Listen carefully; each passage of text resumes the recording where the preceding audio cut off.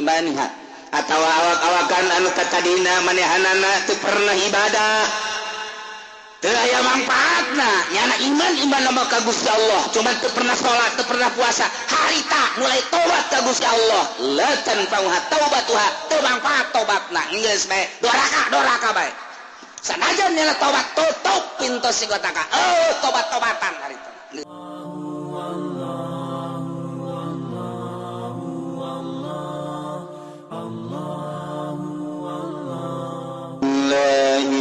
الشيطان الرجيم بسم الله الرحمن الرحيم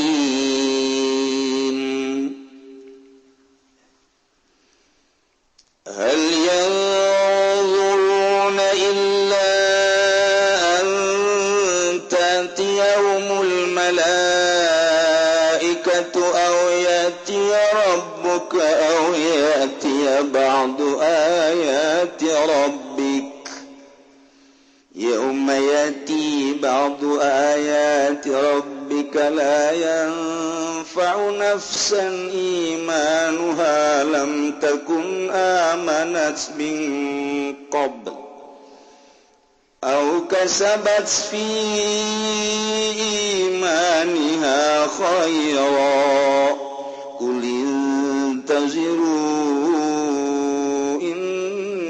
إنا منتظرون والله أعلم بمراد هل ينظرون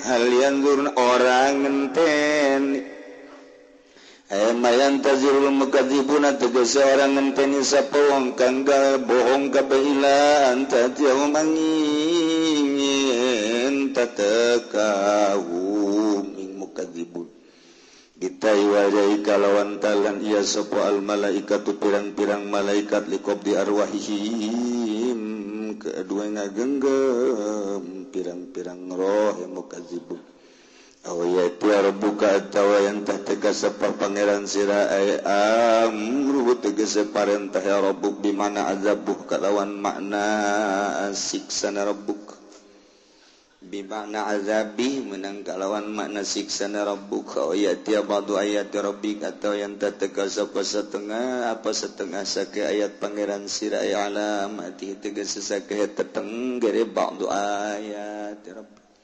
adalah tiala saati kang nuduhkeun ing atase kiamah ieu umayati ing dalam dina teu kabadu ayat rabbika setengah sake ayat pangeran sira wa hiya lanu tayyabadu ayat rabbik tulu'un syamsi iku muncul sareng min maghribiha saking kulone syamsi kama fi hadits sahih dikaya barang kang tetep ing dalam hadis sahih riwayat Bukhari Muslim layan faunan sanorana mangpaatan nafsan ing awak-awakan iman wa opo imane nafsan lam takun kang oranana anaya nafsan amanatikum iman kan ya nafsan min qablu saking sadurunge yati al jumlatu sifatun nafsin utawi sajumlahanana iku dari sifat lapan nafsin wa nafsan atawa awak-awakan lam takun kang oranana anaya nafsan kasabat iku ngausaha ya nafsan pi imaniha ing dalam iman kana nafsan ing dalam iman nafsan khairon ing becik taatan tegese taat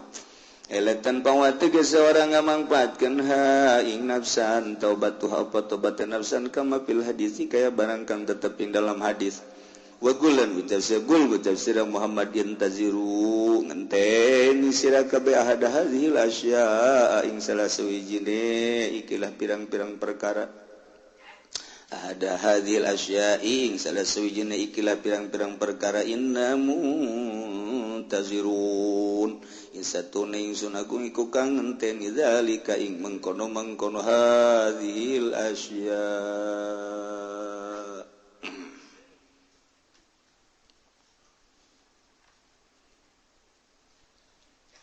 munazarah antara Kangjeng Nabi jeung para kufar Quraisy adu dalil adu argumentasi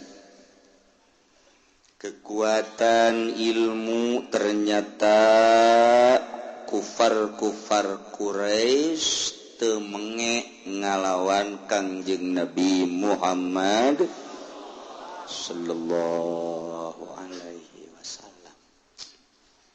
Di awal dicuk-curug ku Kangjeng Nabi, disusul ku Kangjeng Nabi, tetep jawabanana teu etis.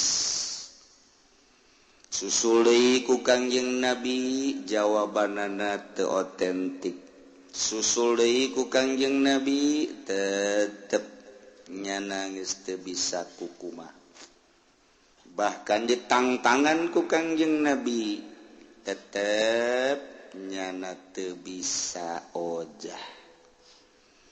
Di akhir nurunkeun Al-Qur'an supaya diaku wahyu Allah abe nyana di akhirat teu bisa ngadalil di hareupeun Gusti Allah Subhanahu wa ta'ala.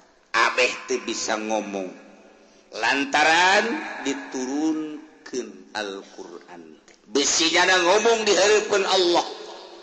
Ja Taurat mah lain bahasa kami, lain bahasa Arab. Injil lain bahasa kami, lain bahasa Arab. Diturunkan Al-Quran. Anzalnahu Qur'anan Arabiyya.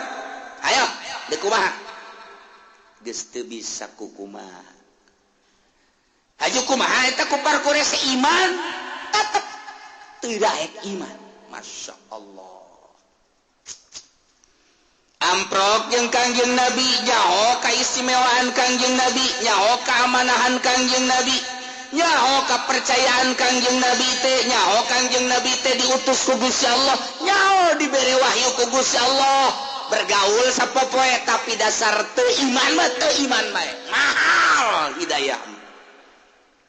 Urang mah wauh teu ka Kangjeng Nabi, nyaho teu ka Kangjeng Nabi. Hanya lingkungan anu ngadidik urang jeung ngadenge ti kiai-kiai anu ceramah ngaji pengajian jorojoy urang mah iman kabelah dia beki kuat iyalah murahna Gusti Allah Subhanahu wa taala nu bareng jeung Kangjeng Nabi mah leuleul ngadenge kana wahyu teh iman tapi urang mah 1400 tahun tetap iman ka Kangjeng Nabi. Iyalah anugerah ti Gusti Allah Subhanahu wa taala. Nu mantak atulah kuari mah urang hirup di negara anu kos kieu meujeuhna bae ja baheula mah baheula. Boom sakitu ambalayahna. Babarengan jeung Kangjeng Nabi jeung sahabat dan lain tetep bae teu iman. Urang mah kuari paling di sisi imah anu ngadokotok wajar. Wajar sama kos kitu mah. Paling ge aya nu main gapleh 2 kali wajar. Paling ge di dieu teh aya anu zina kurang ajar tama. Ieu. Tetep urang hayang rapi, urang hayang salamet, anak pamajikan urang hayang salamet, tatangga urang hayang salamet, babaturan urang hayang salamet. Ngemantek teureun wali-wali Allah mah ngadua lain jang sorangan Gusti, salametkeun pamajikan, salametkeun anak incu, salametkeun Gusti dulur-dulur, salametkeun tatangga-tatangga Gusti. Eta mah nyana keur judi, sagala mabok, sagala naon teh mah ku nafsuna Gusti. Bere nyana hidayah Gusti salametkeun tah ngadoa teh, ngadoa lain jang sorangan. Urang pan lain gitu Gusti abdi salametkeun adapun eta mah babaturan jongklokeun haba. Oh cak Gusti teh si eta hamba aing Gusti jadi kitu-kitu atuh siapa cak Gusti teh kulona jeung pemilu ka batur teh nu aing cak Allah tuh urang mah teh etis kan mentak mun eueuh para wali Allah di Jakarta wallahu a'lam mun eueuh wali Allah di Bandung mun eueuh wali Allah di Banten wallahu a'lam. Untung bae masih kene aya nu sok udang peuting, udang ki SD.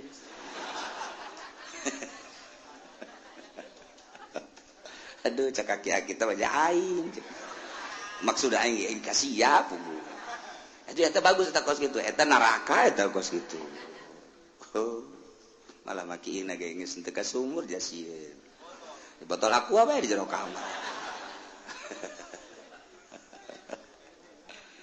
Masya Allah kan. Teh iman ieu teh kafir-kafir teh buang kawarahna luar biasa kunaon eta ku ego gengsinya na kudu iman mah teu daek gengsi mah terus bahaya ya gengsi mah terus bahaya harga diri kan gaditu lawah asa urang kudu ngaji ka budak eta cilaka masa aing mah pan kolot kudu ngangekeun budak kamari ieu atuh aing mah nyaho kihna ge teu lempeng atuh uyahna ge pan ngadaru lah heulan aing leg-leg ku sia uyah bila perlu dagangkeun ku sia uyah eta ego ngaranna ari anu tawadu mah nu tawadu almarhum Ki Ahmad hebat jasa ngaji datanglah ke Abah ka Karak ngajar ngaji wa ngadenge ka maneh dimyati sok mingguan ya wa dek nanya masalah lamun ua nu menang sia ngaji ka ua lamun ua nu eleh ua ngaji ka sia eta kiai gitu-gitu jadi bebeneran tah mah nah hanya masalah hiji dua tilu datang ka saminggu beres ua eleh damyati ayo ua eleh geus ua deuk ngaji ka damyati ngan ua mah balagna hayang hikam entak eta balagnyana tah baheula di mingguan teh ya hikam di Haji Ahmad tah etalah kos kitu baheula mah kolot teh kula ge nyaho lamun tas gaji kula budak ieu neuleukeun bae kieu baeuna dongeng perang jeung Bung Karno dan lain sebagainya tah eta ngaranna tawadu nu kos kitu wae eleh bae kolot teh teh bodoh bae atuh masalah ngan tawadu nu kos kitu ngaranna tah eta aki-aki nu tarepaeh teh ngaji eta tawadu ngaranna teu makeun mah bodoh tadina ge teu mondok aja teu ngaji pan cilaka aing menemah lah kolot mah kolot bae ngaji lah tuh eta tawadu nu penting ulah nu handap bae tawadu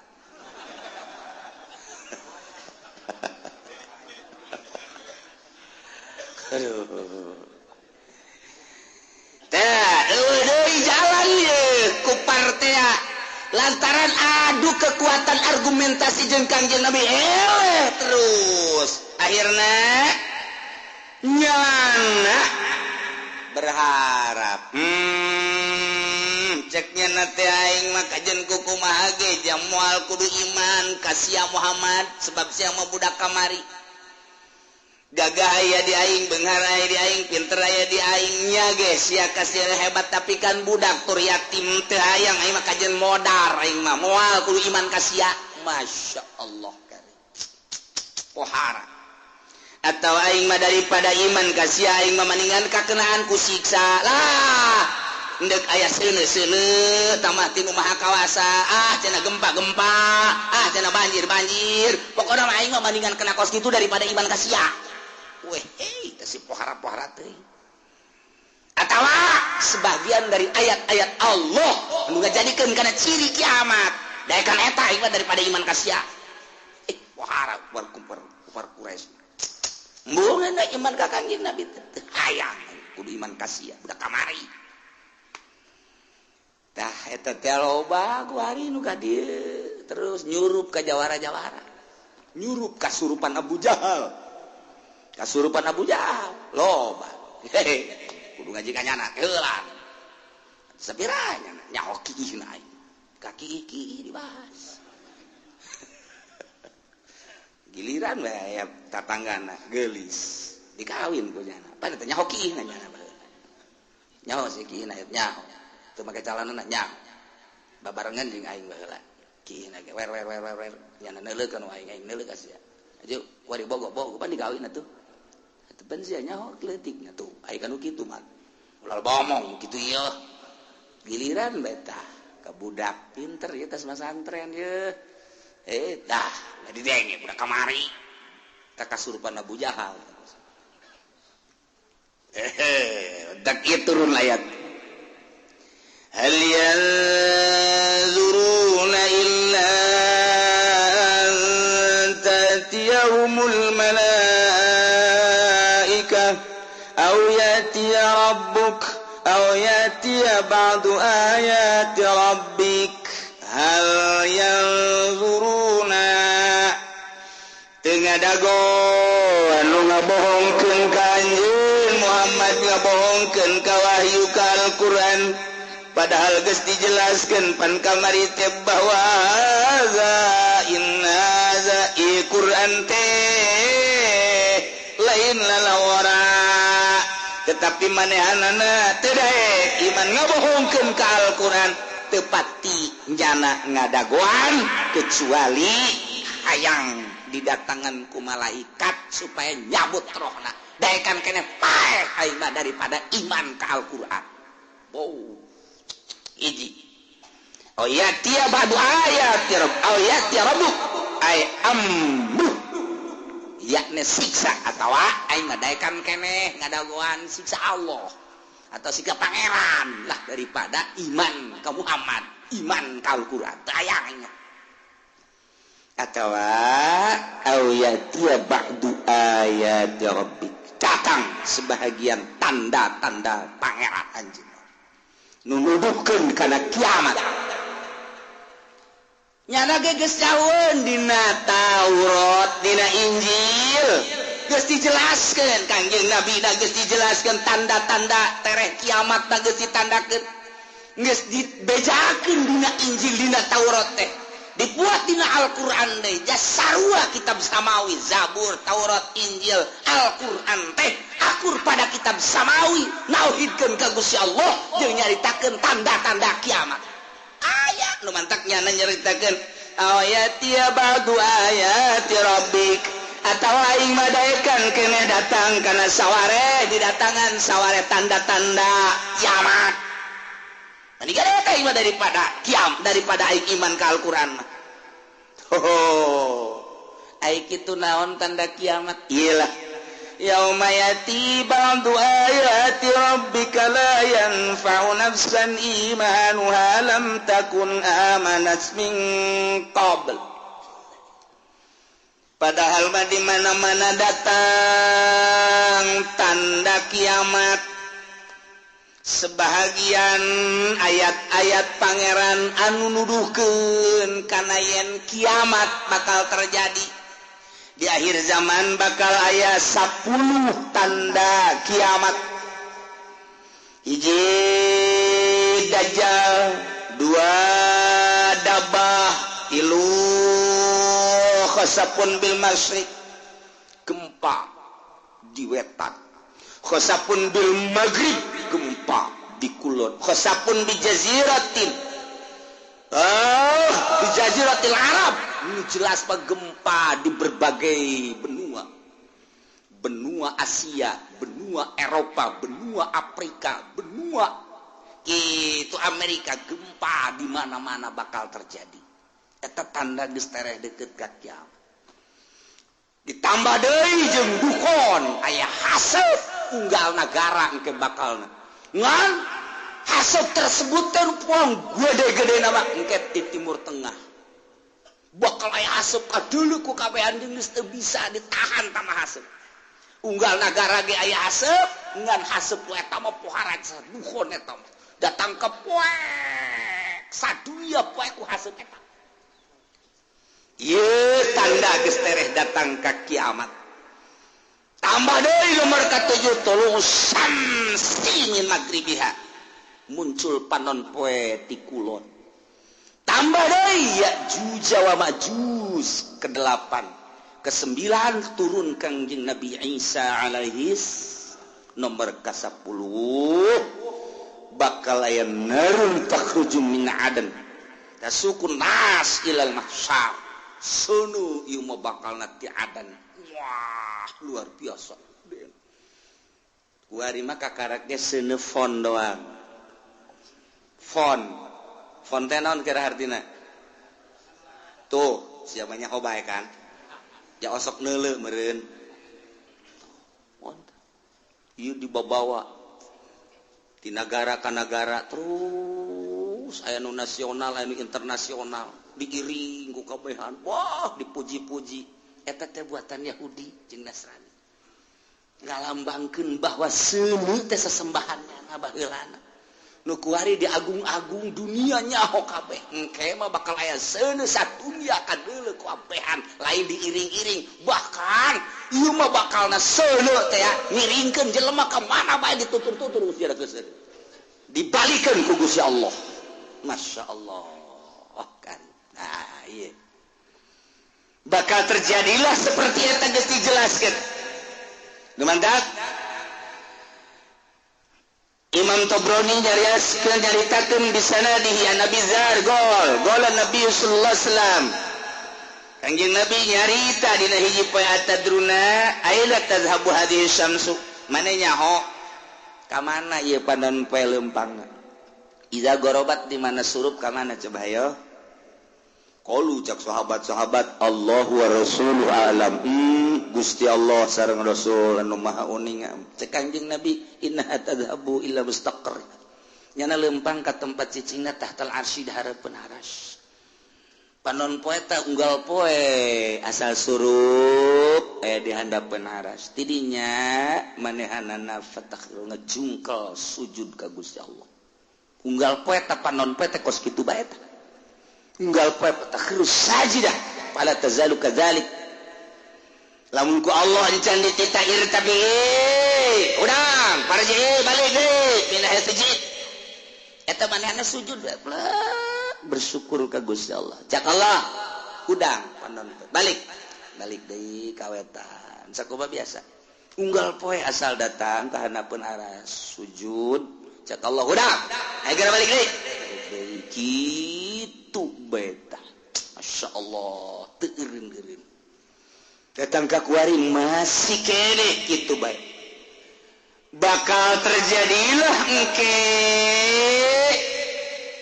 eta panon poe teh ku Gusti Allah lain titah kana tempat biasan fa idza aradallahu ayutli'aha min magribiha abisaha ketika Allah nitah ka panon poe titah muncul di kulon diantepkeun heula panon poe teu titah hudang ku Gusti Allah teh diantep bae datang ka kebel panon poe kok teu titah tanggah-tanggah aing kok teu dititah hudang aing cek Gusti Allah kok diantep kieu datang ka nanya panon poe teh ka Gusti Allah ya Rabbi pangeran abdi inna masiri ba'id lalakon abdi teh jauh ieu ku diantep kieu kumaha cek Gusti Allah itla'i min haitsu gorobat kuari mah maneh muncul di tempat maneh surup muncullah di kulon kakarak jelema kaget kabeh weh ja bener horeng nu dicarita-caritakeun ku kiai-kiai teh bahwa panon poe teh muncul ti kulon weh bener kuari tu deuleu kaget kabehan eta memehna teh poek 3 peuting memeh muncul ti kulon panon poe disekep ku Gusti Allah ditahan 3 peuting kanyahoanana ku ahli tahajud nu tahajud Allahu Akbar nu biasa 10 rakaat jam sekian tambah deui ke diakhiri ku witir nya namun maca Quran maca sholawat biasana jam 3:30 terus subuh ramang ieu mah jemaat terus bae tapi begitu mata salat subuh poek keneh bae poek keneh kok poek bae terus jam geus menunjukkan jam 12 terus poek keneh bae ahli tahajud geus carang ari tangan aya keneh cik ahli tahajud ieu mah aing kudu ulah eureun-eureun terus ibadah ka Gusti Allah lantaran ieu mah poek lain sambangan salat teh jeung Allahu Akbar geus 2 poe 2 peuting yakin ieu muncul panon poe di kulon Allahu Akbar terus bae nama salat Allahu Akbar teu bisa ditanya ku sieun-sieunna bener bae ka 3 poe kakarak teret di kulon nya ngadoa fakbidni ya Allah abdi mah paehan bae Gusti ret dipaehan ahli Allah mah kabeh geus tah mah disimpen ku Gusti Allah.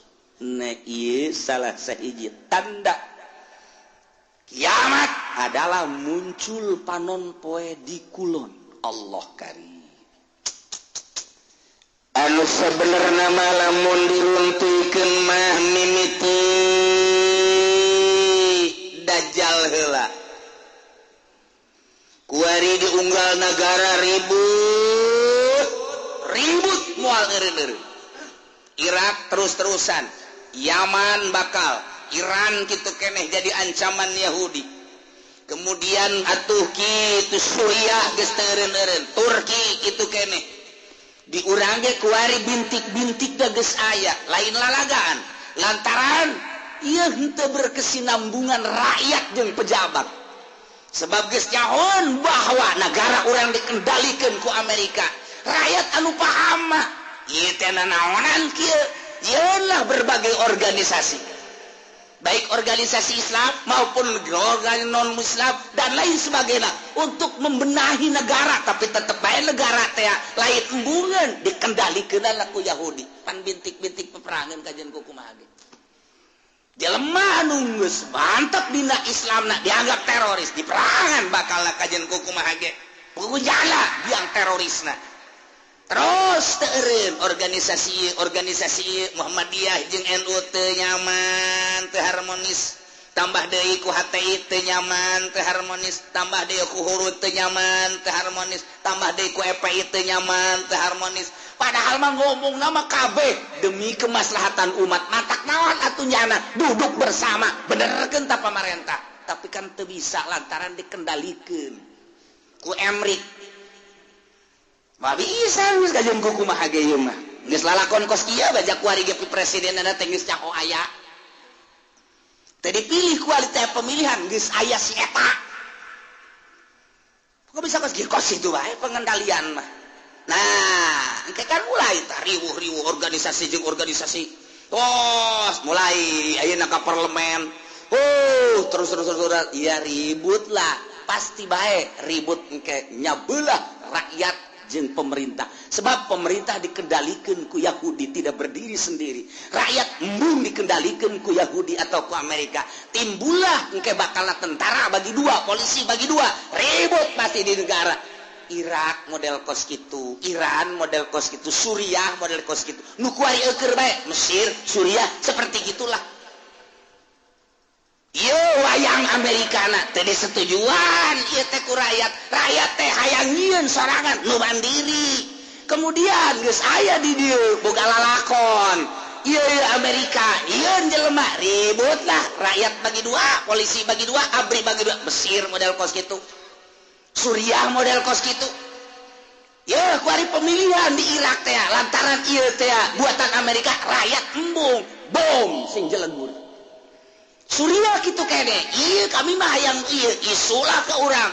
Kieulah. Sementara isu nu datang ke urang, informasina geus teu murni, sulit. Lantaran Gus Dur da geus eueuh, nu sok mere informasi murni. Kuari dikendalikeun ku batur, hanya 25% nu datang ka urang informasi teu bager. Hese nyarita urang.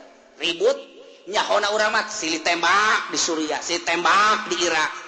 Engke bakal ke Indonesia seperti itu. Moal henteu ieu mah bakal jasa, buakal jasa. Matak nu kolot mah geus bae eta mah untung jasa. Untung kunaon cenah Kiai moal perang nya ka berupa teh heula. Untung. Can boga untung. Bakal henteu bisa henteu ieu kajian kuku mah geus sebab naon? Sebab kabehan ge di luhur teh geus teu bisa dibenerkeun. Teu bisa dibenerkeun. Baheula teh nyieun negara demokrasi di negara urang. Oh masalah geus, padahal mah kiai nu nyieunna kan 90% muslim, eta mangan 1% teh eta mah Kristen di urang teh. Bilung ekor hasil perjuangan anak. Oh masalah geus. Demokrasi. Tetapi untuk keputusan-keputusan hukum dijieun lah mui atuh ku ari muin age pandeg dirantai. Kumaha eta teh jang naon? Jang supaya hukum-hukum Islam teh ngeunaheun, disteril ku mui. Geus ditosran lah ku mui. Urang damai hirup teh. Ketika aya hukum-hukum Islam, geus aya perwakilan urang. melalui bahsul masail angsongkeun ka muih jadilah engke keputusan muih kan ngeunah ku ari muihna dikendalikeun ku si itu dikumaha aja mantap geus we perangan teh lain di Suriah lain di Mesir lain di Irak lain di Iran lain di Yaman lain di Turki lain di kitu berbagai negara-negara Islam nu keur diobok-obok di Indonesia kitu keneh atuh engke lamun geus kabeh mah atuh kabeh ka Eropa ka Amerika ka Australia perang bakal teh moal turun dajjal lamun teu peperangan moal cirina haram sekitarna di lebaran Madinah di lebaran eta teh nyana nyaho atawa henteu ka peruntukanana nu jelas engke bakal jadi untuk penampungan manusia di berbagai negara. Ribut lah kacau di unggal negara Irak teureun-eureun Iran teureun-eureun Suriah Mesir kabeh woi Al-Azhar tinggal Al-Azhar na Indonesia dan lain sebagainya hayang nyalametkeun diri ka markah ka ditu didesak pemerintah Arab engke supaya membuka lebar-lebar bagi urban di berbagai negara sebab geus kacau lah luar biasa hese geus teu bisa diredakeun abri bagi dua polisi bagi dua berbagai kekuatan bagi dua aduh hantem rakyat nu milu jeung ieu nu milu jeung ieu ribut hayang salamet agama ka Mekah mah diamankeun jeung Madinah sementara kadari itu kajeun ngampar ge di dinya kajeun teuing ngampar di dinya terus mantap ku dilegaan kurang mah barang dilegaan ingetlah sejarah hadis Kanjeng Nabi tereh berarti tah ke dajjal lah turun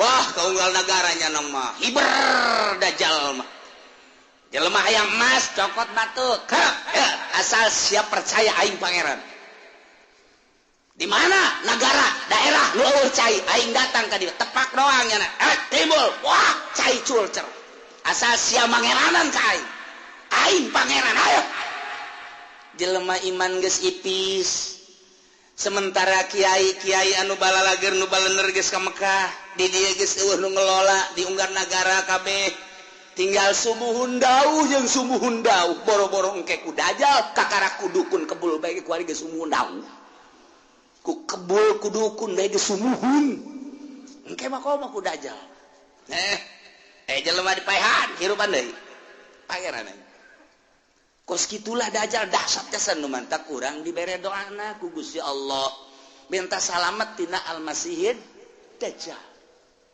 selantaran wah jelema gelo kabeh iman ka dajjal teh pangeran jelema hubud dunia hayang dunia naon bae dicekel jadi dunia nu hayang emas jadi emas hayang duit jadi duit hayang motor jadi motor ku ari mah kredit engke mah hayang naon sia mio datang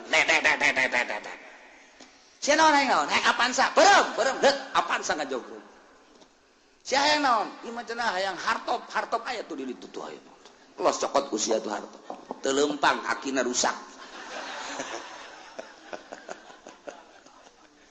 atuh geus bacem hayo sia hayang awe watu jelema ngagarek eta lah nomor kahiji dajjal nomor kedua setelah dajjal nuzul Isa turun Kangjeng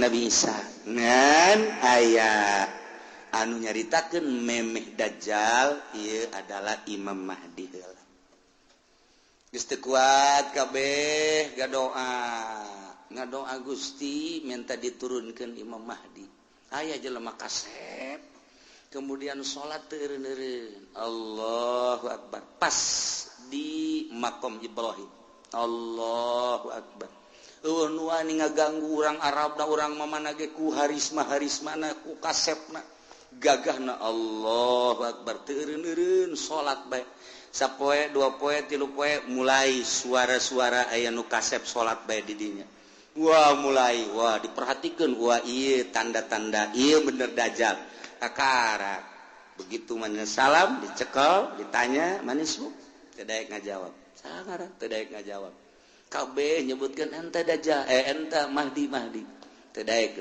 kakarak make subuh wallah ente Mahdi kakarak ditangkeu perjuangkan Mahdi ilah Mahdi nu bakal jadi kesatria. Eta bakal non istimewa mah berjuang melalui Imam Mahdi. Mantap kuari geus loba tuh di Cikupa aya Mahdi hiji.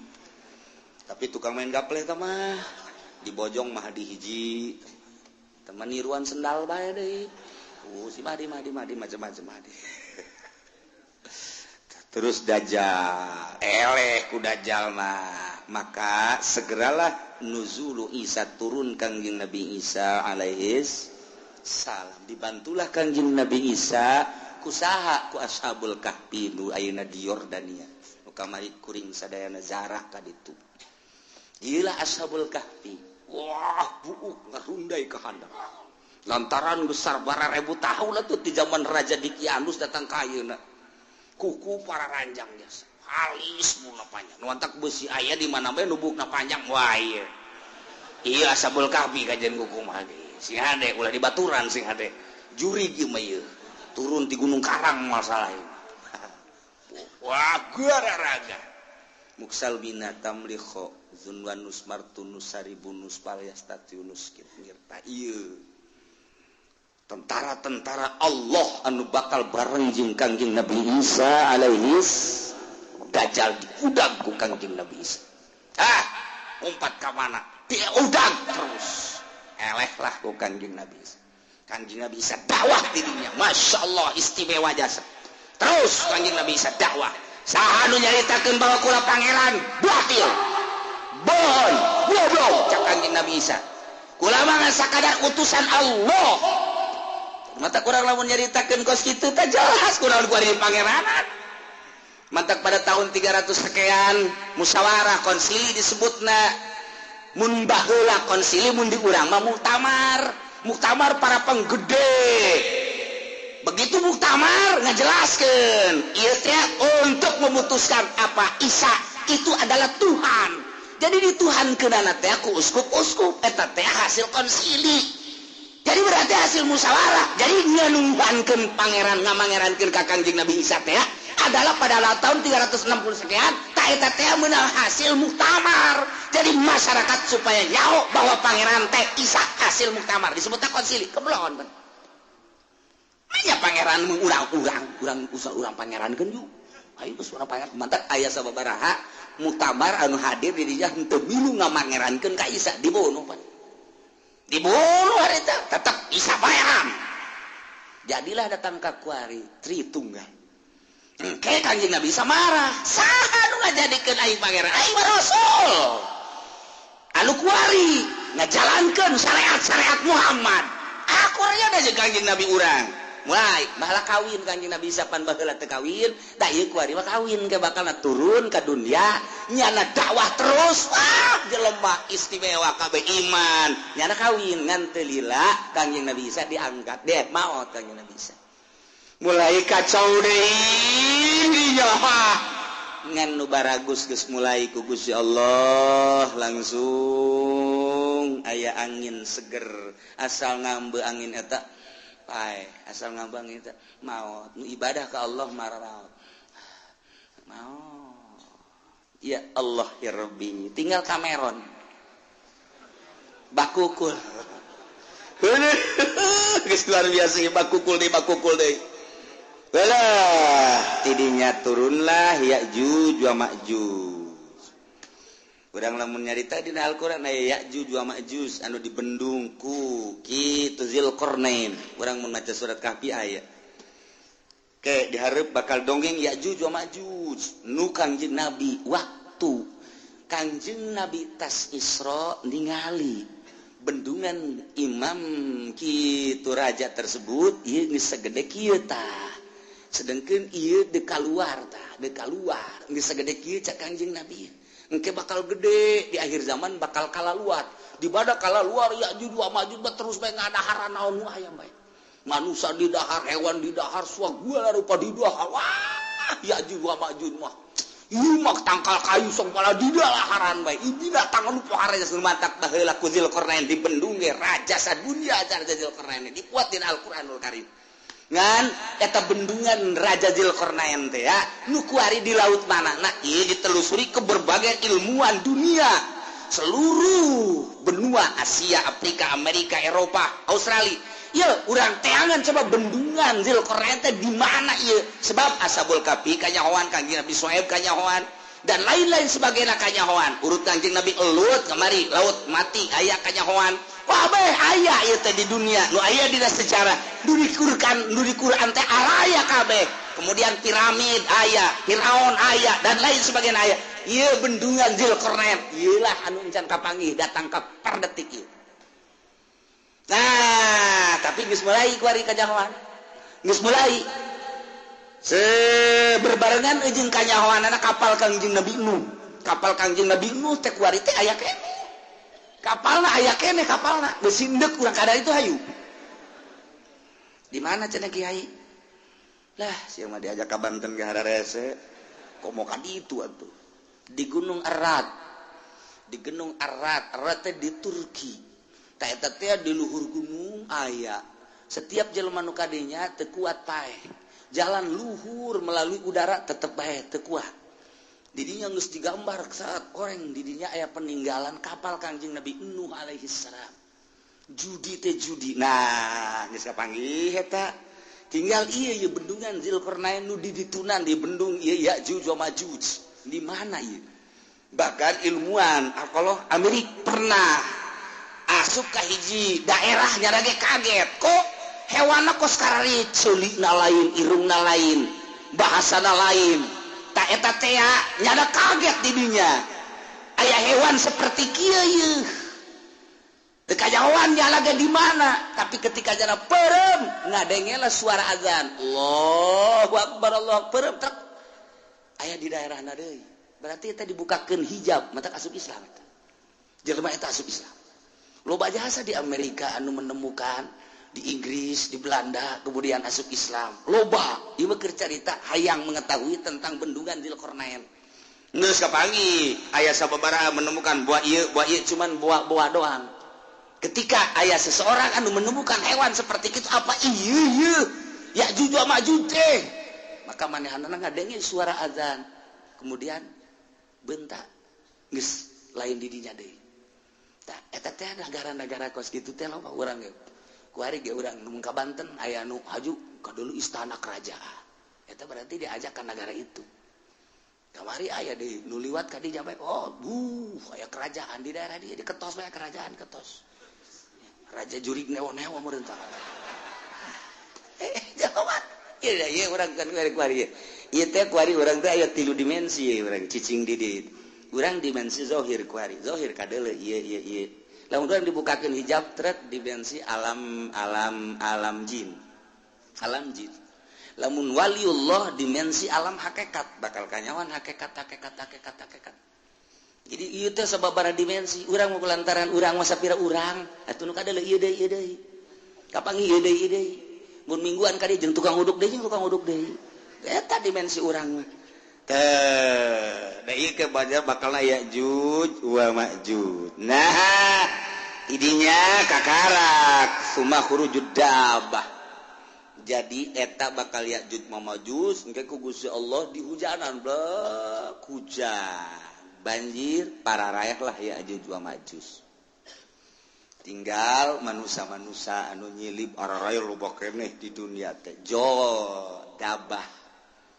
Dabah teh hewan eta nya nama letikan tihimar hampir sarua jeung himar begal cilina rancung biasangan nya nama mau patlot mau pulpen leungeunna nulisan jelema tarang ditulisan mukmin kafir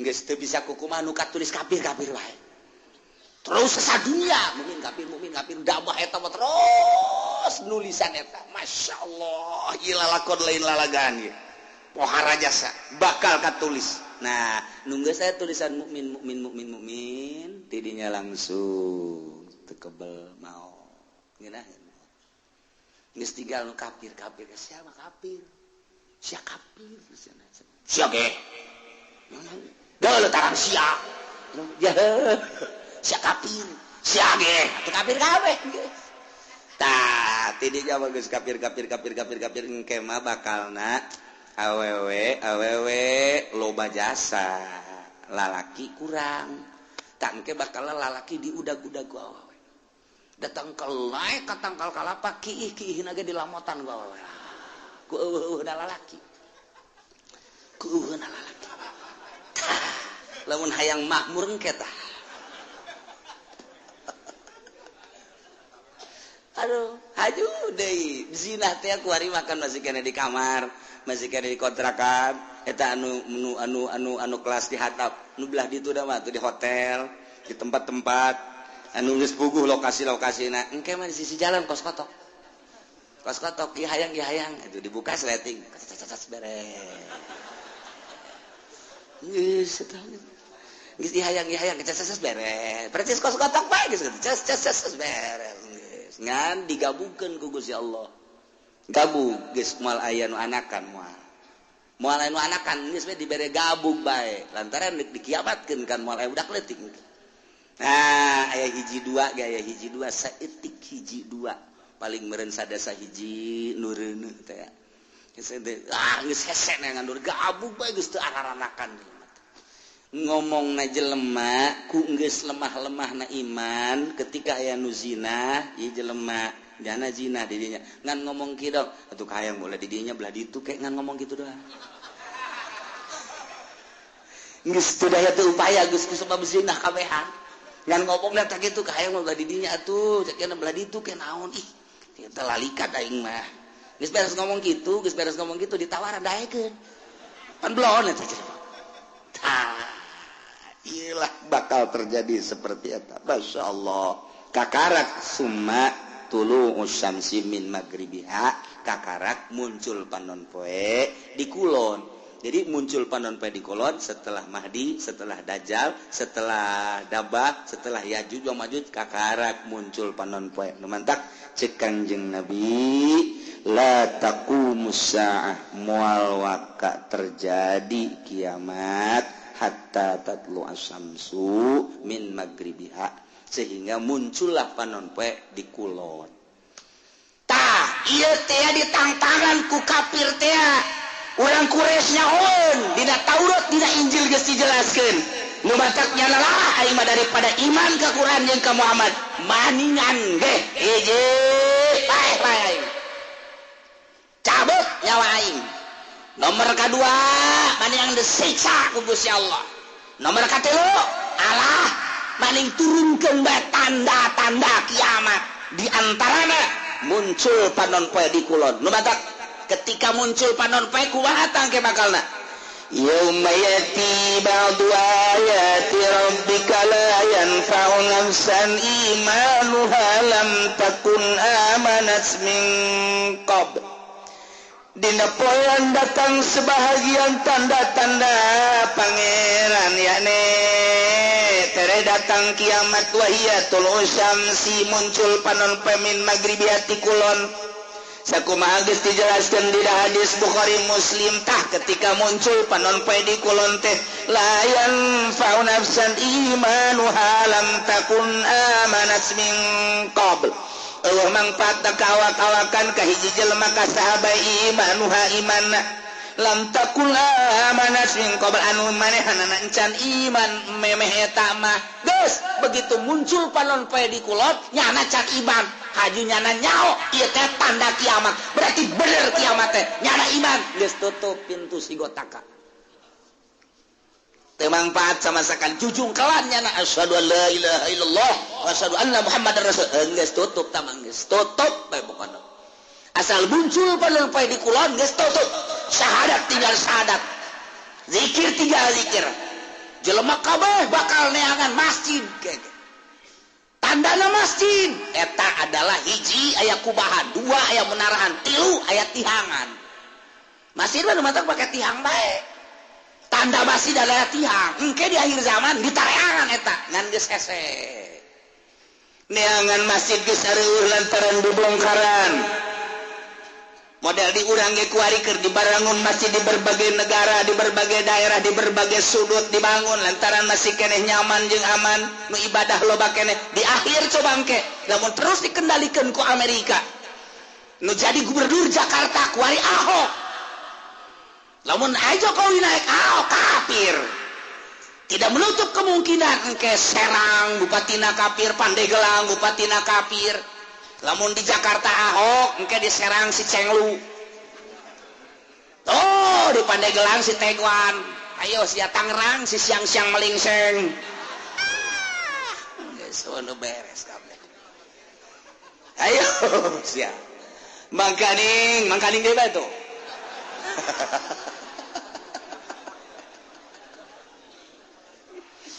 Lipo keur dibangun, BSD dan lain sebagainya bang didinya lah, aya pusat-pusat kegiatan-kegiatan kafir.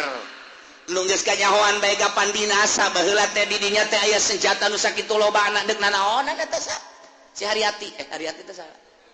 Hah? Sakar ngaranna boga nasa? Anu ditangkep teh pan sia nyaho, pan babaturan sia. Hartati. Tempat loba senjata didinya ente mah teu nyaho. Mantak dirahasiakeun ku pemerintah. Bongkar. Waduh, aya naon ieu? Sementara di Jakarta kuari gedung kedubes 12 tingkat Amerika. Jang naon eta? Lamun lain boga cita-cita nu teu hade. Hei, emang kumaha gitu. Ieu teh ada kristenisasi anu lain lalagaan. Sementara pemerintahan urang wahe. Kiai nu aya di ditu kuahe na 4 kali. Nek kumaha deui aya tuh. Lain teh diperjuangkeun jak geus ayana. Ya otomatis lah. Kafir. Dia terus hasil dicokotan ku Amerika.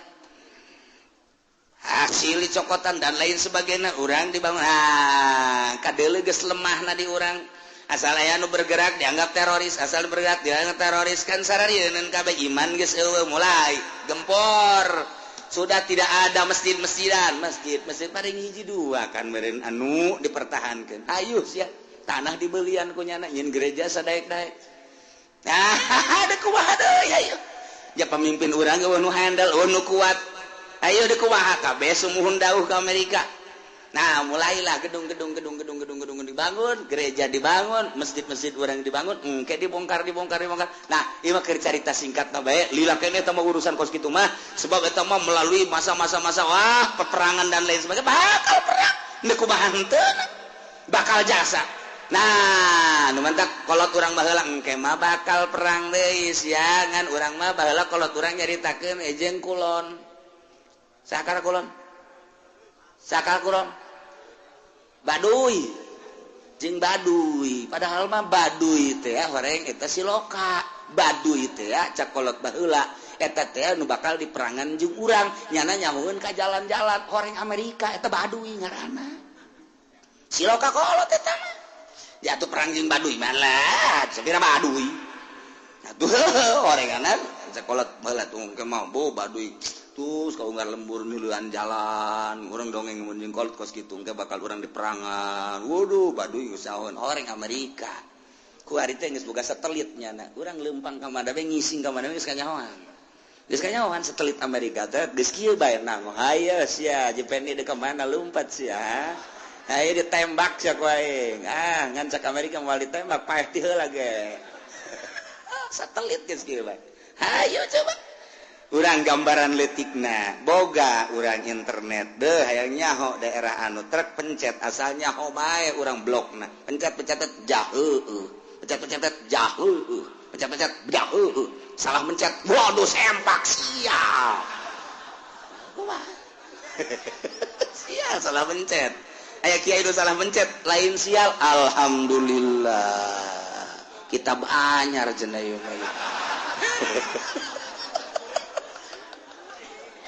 aduh, Masya Allah. Aya dinya merekna Kiai Haji Google. Waduh, bener. Masya Allah. Di akhir jawan, geus rek kumaha coba ya lalakonna. Nah, engke begitu muncul panon poe ti kulon, kakara kabeh maca syahadat neangan masjid.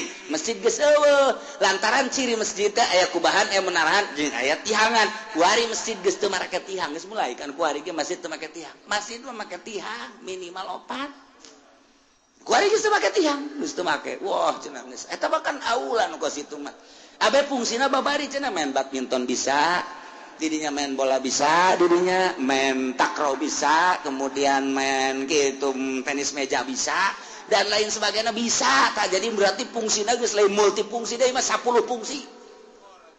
Tuh, eta lah. Geus esen yang masjid syahadat tinggal syahadat. Nah, la yanfa'u nafsan imanuha lam takun amadat min qabl. Teu aya faedah. Jujungkelan kafir-kafir kabeh para raja syahadat percaya ieu teh kiamat lantaran panonpet timbul ti kulon tetep aya manfaat. Aw nafsan lam takun kasabat fi imaniha atawa awak-awakan anu katadina manehanana teu pernah ibadah teu aya manfaatna nyana iman nama ka Gusti Allah cuma teu pernah salat teu pernah puasa harita mulai tobat ka Gusti Allah la tanfa'uha taubatuha teu manfaat tobatna geus bae doraka bae. Sanajan nyala tobat tutup pintu si kotaka. Oh, tobat-tobatan hari itu. Nisat. Masya Allah. Kul. Bejakeun Muhammad intaziru tungguan gitu. Ahada hadhil asya. Nu tadi diceritakeun tanda-tanda deukeut ka kiamat. Timimiti Dajjal, Mahdi, Dajjal, Ya'juj. Kanjeng Nabi Isa kabeh datang ka muncul panonpet tungguan, bejakeun tungguan. Engke bakal cak Gusti Allah ku aing diayakeun di akhir zaman. Bejakeun tuan, aya hayang kos kitu mah terek iman ka anjeun, terek iman ka Al-Qur'an, tungguan kege bakal inna muntadirun. Tuan bakal kapanggih kege. Masyaallah. Diawali engke kuluba perjudian, permabokan jeung persinahan. Engke mah hese neangan para wanu asli teh. Kabeh mun geus kaun deuk dikawin teh nyana bebeja geus pernah zina. Hese geus kabeh. Waduh, luar biasa urang mun nyaritakeun perzinahan ku ari ulah kudu di Amerika, di Inggris, di Belanda, di Perancis, di Jerman ulah negara kafir geus jelas. Di urang ku ari. Siswa sekolah Bandung, Surabaya, hese nyaritakeunana.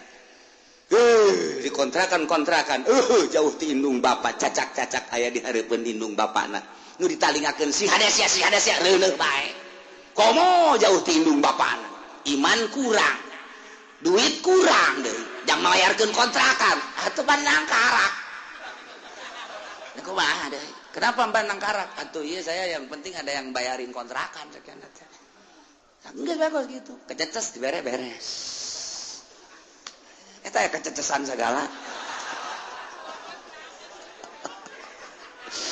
Masya Allah. Nah iyalah caritaan ku parkures nunang tangan ka Kangjeng Nabi teu percaya ka Kangjeng Nabi jeung ka Al-Qur'an endahan manehanana nang tangan hayang paeh lah hayang datang siksa lah hayang tanda-tanda kiamat cak Gusti Allah geus bedakeun Muhammad ka manehanana tungguan ke bakal datang urang kuari geus ditungtung kuari mun ditingali sejarah target akhir zaman geus darareukeut jasa sebab tanda-tanda deukeut ka kiamat geus aya.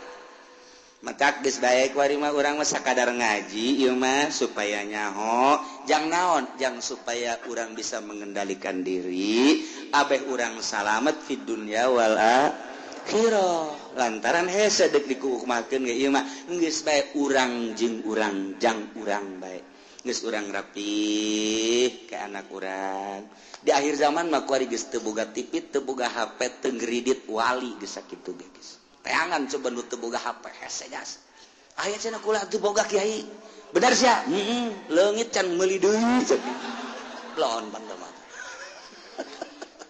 teu timbul ti nurani atuh kiai bae boga HP da 3 kiai nu hiji diceuli nu hiji diceuli nu hiji diirung lawan bantak kiai atuh komo pedagang atuh masyaallah eta mah terserah ieu mah keur nyaritakeun karusakan nu warokna mana na ieulah urang ngaji supaya nyaho horenganan karusakan teh geus darareukeut jasa urang salametkeun diri urang eueuh nu leuwih karunya ka diri urang iwati diri urang salametkeun diri urang pamajikan urang anak urang luruskeun menuju Allah Subhanahu wa taala innal ladzina farraqu wallahu a'lam.